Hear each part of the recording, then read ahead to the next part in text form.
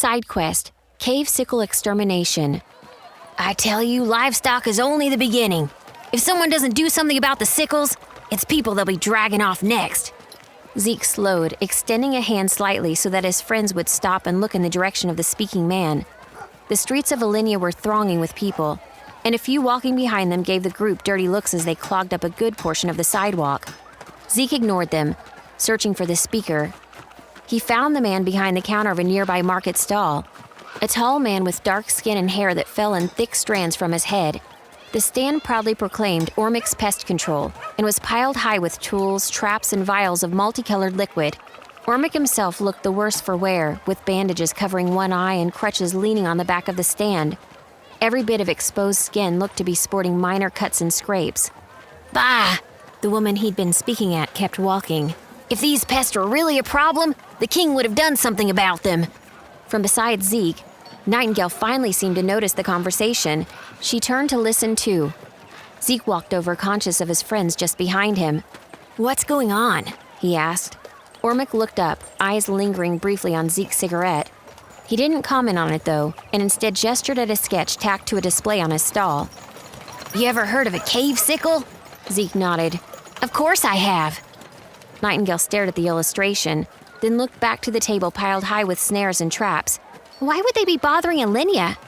Ormic folded his hands atop the stall. Beneath the city is a vast expanse of caverns. Even outside of the vaults themselves, they run for miles and miles.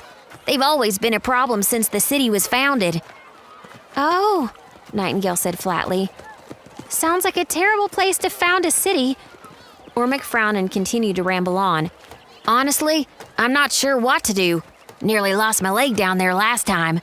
He half stood for a second, showing them the cast and thick bandages. But if someone doesn't do something, the hive is going to come for people soon. It's only a matter of time. Remy stepped up to the stall from the other side, staring. We've seen these things before. Giant insects, sharp spines, spitting poison. What would someone do about them exactly?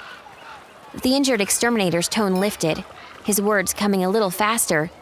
It wouldn't be all that hard. I'd do it myself if it weren't for this leg.